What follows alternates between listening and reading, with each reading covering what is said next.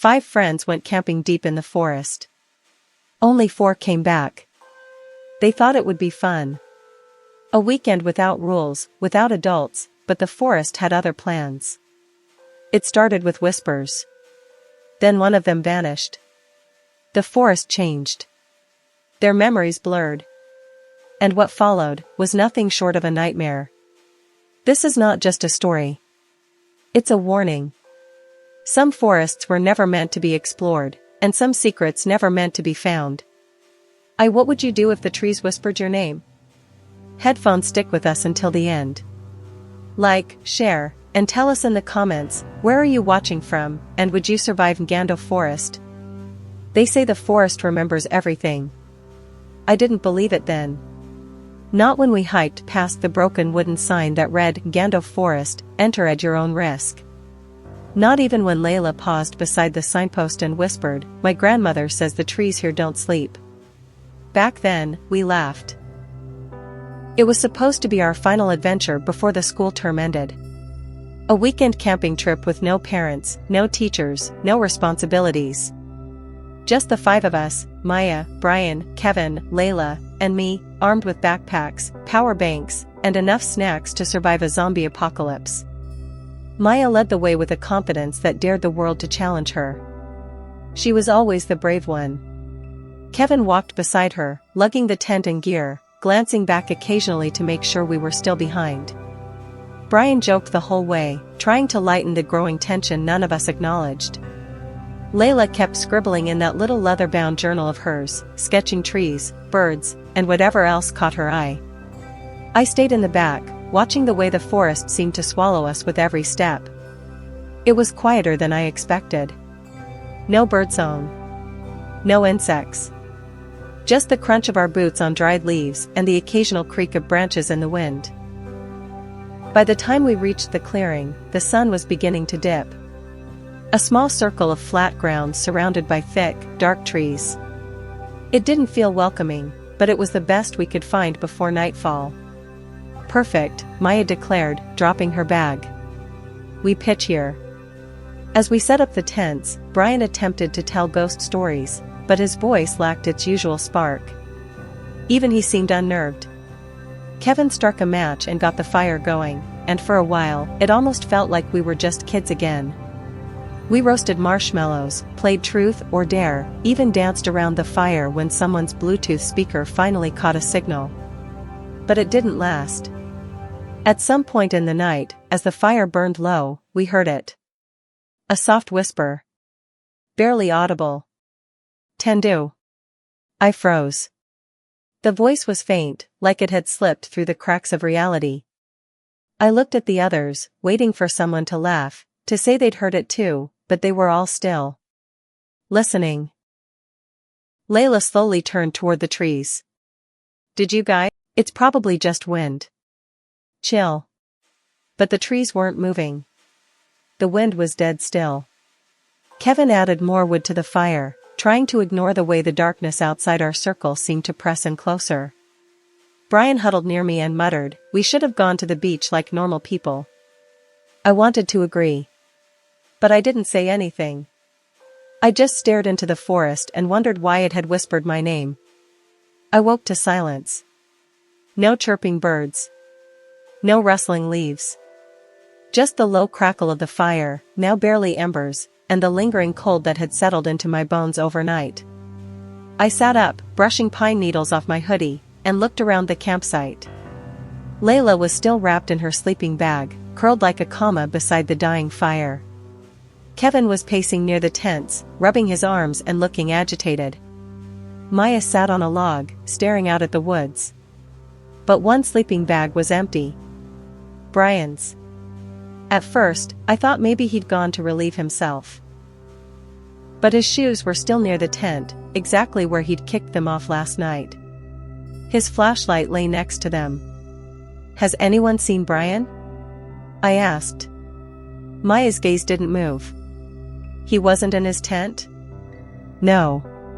Kevin stopped pacing. Maybe he woke up early. Went exploring or something. With no shoes? Layla mumbled, now sitting up, her eyes still foggy with sleep. A silence settled again, thicker this time. He wouldn't just wander off. I stood, trying to suppress the knot forming in my stomach. Not without saying anything. Kevin grabbed a stick and began poking at the fire. Maybe he's just messing with us. Not funny if he is, Maya snapped, rising to her feet. Let's check around. We split up, staying within sight of one another. Maya and I went east, toward the slope. The ground was soft with fallen leaves and patches of damp moss. I called Brian's name once, twice, only the trees answered with silence. Then I saw them. Footprints. Just a few. Barefoot, scattered like someone had been running or staggering. They stopped at the edge of a stream, then disappeared completely. Maya crouched next to them, frowning. These aren't fresh. Look at the indentations. Could be from last night. She turned to me. You really didn't hear him leave? No, I paused. I didn't sleep much. Not after the voice. She looked at me sharply. What voice? I hesitated. Never mind. Back at the camp, Layla stood under a large tree, staring upward. Kevin was beside her, holding something. It was a small scrap of paper, torn, crumpled, and pinned to the tree bark with a twig. Scribbled on it in hurried writing.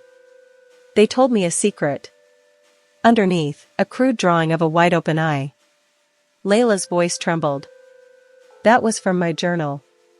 Kevin turned to her. You sure? She nodded slowly. Page 7. But I didn't write that. The forest around us felt colder suddenly. Heavier. Maya took the note and read it again, then stared off into the trees. Okay, she said quietly. This isn't just a prank. Something's wrong. Brian wouldn't do this, I said. Exactly. Layla hugged her journal to her chest. We should leave. Kevin glanced toward the trail. And go where? The ranger station's 2 hours away. There's no signal out here. We need to find him, Maya said. First. Then we go. Her voice was firm, but her eyes were wary. And just as she said it, we heard it again, faint, high-pitched, almost like a child giggling. But it didn't come from any of us. It came from the trees. The sound froze us in place. A soft giggle, light, playful, and terribly out of place. Like a child hiding behind the trees, amused by our fear. It echoed through the woods, bouncing off bark and branches, making it impossible to trace. Kevin instinctively picked up a stick, like it would help against whatever was out there. Layla clutched her journal tighter. Maya spun around with her flashlight, sweeping the trees, breathing hard. No one move, she whispered. But what was that? Layla asked, her voice small. I swallowed. It sounded like laughing.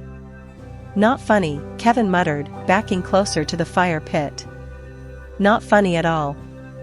We stood in silence for a long time, waiting. Listening. But nothing followed. No footsteps. No rustling. Just the dull roar of blood in my ears and the electric sense of being watched. Eventually, Maya lowered her flashlight. Let's check Brian's tent again. Maybe there's a clue. We moved cautiously, the forest suddenly unfamiliar despite it being the same clearing we'd arrived in. Inside Brian's tent, his backpack was untouched, zipped halfway open. Close folded. His water bottle full. Phone dead. Maya frowned. There's no sign of a struggle. If he ran, he left everything. Then what made him run? I asked. She didn't answer. Layla knelt by the tent flap, reaching for something. A small charm lay half buried in the dirt, a bead bracelet, dark red with a tiny silver feather hanging from it. That's Brian's, she said quietly. He always wore it. As she held it up, we saw it clearly, the feather was smeared with something dark. Dried. Crusted. Blood. No one spoke. Then Kevin said, this was supposed to be fun. Fun doesn't whisper your name at night, I replied before I could stop myself. They looked at me. I sighed. Last night, when I was falling asleep, I heard something. It said my name. Layla's face paled. I heard something too. Not words, but humming. Maya stepped back, shaking her head. You all need to calm down. We're freaking ourselves out. Are we? Kevin snapped. Brian's gone. There's blood. There's notes from nowhere. And that giggle, don't pretend you didn't hear it. Maya hesitated. Then, as if to punctuate the tension, Layla screamed. She pointed at the edge of the clearing, just beyond the tree line. There, pinned to another tree, was another torn page from her journal. This one had a drawing, approached it slowly, a rough sketch of 5 stick figures huddled together, and one standing alone, circled. Beneath it, more frantic writing. He was chosen. But it's not over. Layla's hands were shaking. I never drew this.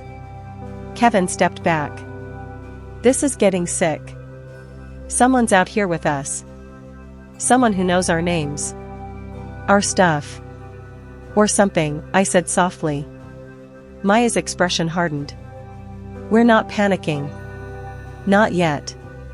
We stay close, we search in daylight only, and we leave by tomorrow if we don't find him. No one argued. But as the fire died again that night, none of us could sleep. The trees were watching. I could feel them blink. By morning, the trees looked different. Darker, denser, like they had inched closer overnight.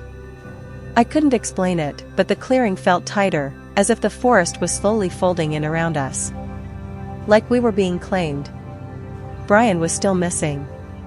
No more whispers, no more giggling, but that didn't feel like relief. It felt like waiting. Watching. Like the forest was holding its breath. We searched again, sticking to pairs this time. Maya with Layla. Me with Kevin. Kevin was quieter than usual, distracted. His usual sarcastic edge was gone, replaced by a strange stillness. You okay? I asked as we hiked along the stream bed. Yeah. He didn't look at me. Just thinking. About Brian? He nodded. We found nothing, again. No more tracks, no signs of a struggle. Just the forest, endless and indifferent. But when we got back to camp, I noticed Kevin slipping something into his backpack quickly, almost like he didn't want anyone to see. I said nothing. But later, when he wandered off to get firewood, I followed him. He walked deeper than usual, too far from camp. Then he sat down on a log and pulled out a phone. Not his phone. It was sleek, black, unfamiliar. I watched from behind a tree as he powered it on, typed in a code, and scrolled. His fingers hovered over the screen. Then he opened the gallery. There were photos. Photos of us, sleeping. Sitting around the fire. Laughing. Some taken from inside the tents. Some from outside, through the mesh windows. And others. Others were worse. A photo of the charm bracelet before it was bloodstained.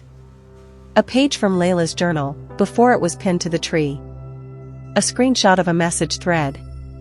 Initiation confirmed. Target selected. First blood complete. Next step, isolation. Let the forest choose. I stepped forward. Kevin?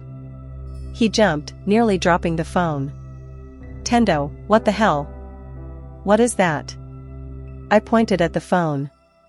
He backed away. It's nothing. You've been taking photos of us while we sleep. You knew about Brian. You knew this would happen. He didn't deny it. I didn't think it would be real, he muttered. It was just supposed to be a dare. A stupid online thing. You get into the group, you get noticed, they tell you to pick a target, record it, send proof. That's all. I didn't know he'd disappear. You let Brian get taken? Kevin shouted, voice cracking. I thought it was a joke. I was going to fake it, make it look like something happened, get the clicks, and be done. But then, something else took over. Something in the woods. I didn't do this. He looked genuinely terrified. Then who did? He opened his mouth, but a scream cut through the forest. Maya. We ran back, branches clawing at our faces. The fire had been kicked over, smoke rising into the sky. Maya stood in the middle of the clearing, shaking, pointing at a tree. There, scratched deep into the bark, was a message. One will not leave. Layla sat nearby, pale, hugging her knees. I heard it again, she whispered. Brian. He's calling for help. Where? I asked. She pointed past the trees. There. Maya turned on Kevin. What did you do? I swear, I didn't. Before he could finish, she grabbed the phone from his pocket and threw it into the fire. Flames flared. Kevin stared at her in shock. What the hell, Maya? No more games, she said coldly. If you're hiding anything else, now's the time. But Kevin just looked past her, toward the shadows creeping between the trees. No, he whispered. What? I asked.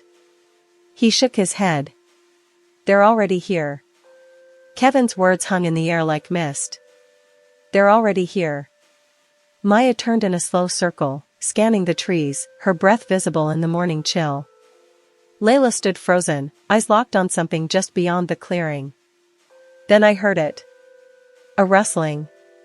Not wind, not animals. Steady. Purposeful. We all looked toward the direction of the sound, hearts pounding, muscles tense. And then, he stepped out of the trees. Brian. His hoodie was ripped, hanging off one shoulder. His face was scratched and smeared with dirt. His eyes, red-rimmed, hollow, searched the camp like he didn't recognize it. Brian. Layla cried, rushing toward him. But I caught her arm. Wait. He didn't respond to his name. He walked slowly into the clearing, barefoot, as if in a trance. He stopped near the fire pit, swaying slightly. Then he looked at us, and finally spoke. His voice was hoarse, barely above a whisper. Don't trust the trees. We stood in stunned silence. Maya stepped forward. Brian, what happened? Where did you go? He blinked, slowly. I didn't. They did. Layla crept closer. Who? Who did this to you? He raised a trembling hand and pointed to the woods. They watched me sleep. They whispered things, horrible things. I followed a light. I thought it was you, Maya. But it wasn't. Kevin took a cautious step forward. Brian. I'm sorry. I didn't mean for any of this to happen. I swear. Brian turned his head slowly toward him. They said you would lie. That you'd feed them. Maya grabbed her bag. We're done. We're leaving. Now. But Layla shook her head. We can't. Not yet. Why not? I snapped. Layla opened her journal. Tree. The pages we moved quickly, carving, walking, watching. And the forest shifted. The trees no longer repeated. The trail didn't loop. It bled forward. For the first time in 2 days, the air felt different. Less tight. Like we were breaking through the nightmare. Then Brian collapsed again. We turned, and saw blood trickling from his ears. There inside, he choked. They're mad I'm helping you. Kevin knelt beside him. Stay with us, man. Just hang on. I don't think I'm me anymore, Brian whispered. I think they left something behind. Suddenly, a branch snapped behind us. A masked figure. Closer now. Then another, right behind Layla. No. I shouted, lunging forward. We ran. No direction, no plan, just pure instinct. twisting through branches, past hollowed logs, roots clawing at our ankles. We marked trees blindly, desperately. Behind us, footsteps. Real ones now. Fast.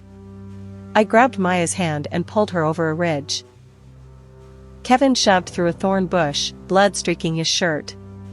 Layla screamed, cut her leg. I scooped her up without thinking. And then, light. Distant, but there. A glimmer of gold. The forest thinned. The air opened. A clearing. A single tree in the center, massive, ancient, its roots exposed like reaching hands. And beneath it, an old wooden gate, half buried in the earth. It's in the journal, Brian gasped, catching up. The exit. The real one. Kevin ran to it, heaving the gate open. A dark tunnel led downward. Carvings lined the walls, more symbols. The same ones we'd etched into trees. I'm not going in there, Maya said. What if it's a trap? It is, Layla said. But it's our only way out. Brian turned to me. Not all of us will make it. You don't know that. I do. Suddenly, the masked figures appeared at the tree line. Dozens now. No more drifting. They charged. Go. Maya shouted. We descended into the tunnel, scraping past roots and stones. The whispers returned. Louder than ever. Angry. Screeching.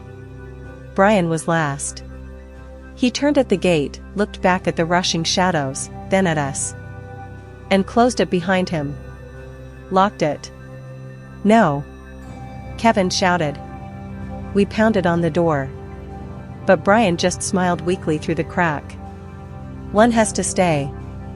Then silence. Maya pulled me back. Tendo, we have to go. Now. The tunnel stretched forward, lit by faint carvings that glowed with every step. And as we emerged at the forest's edge, dirt-streaked, bleeding, and breathless, the sun rose. We were out. But not whole. Never whole. We didn't speak as we stumbled out of Ngando Forest. The morning sun washed over our faces like a lie, too bright, too warm, as if the past 2 days had been a dream. But our wounds were real. The dirt under our nails, the blood on our sleeves. The silence where Brian used to walk beside us. Real. We made it to the ranger station by noon. They found us dehydrated, half delirious. They called our parents. Called an ambulance. Called the press. Was labeled a runaway, but no one believed. The rest of us were traumatized teens with wild imaginations. They searched the forest for weeks and found nothing, no masks, no notebook, no tunnel. The forest had erased itself. Again. Weeks passed. School resumed, but it wasn't the same. We weren't the same. Kevin transferred. Layla stopped talking. Maya pretended she was fine. She wasn't. And me? I started writing. It was the only way to stop the whispering. At first, it was just in my dreams. That soft voice, curling through the trees. Then, while I was awake. Flickers in mirrors. Footsteps in empty hallways. Shadows behind doorframes that vanished when I turned. I haven't told Maya. I haven't told anyone. But I know what's happening. The forest followed us. Last night, I found a page from Layla's journal on my bedroom window. The ink was fresh. You left. But it didn't. This morning, my phone rang once, no number. When I picked it up, I heard Brian's voice. It's still hungry. Now, as I write this, I can feel the trees again. Not around me, but inside me. Rooting. Reaching. Waiting. And sometimes, when everything's quiet, I swear I hear someone else writing, scratching in a book I can't see. I look in the mirror now and wonder. Did we ever leave?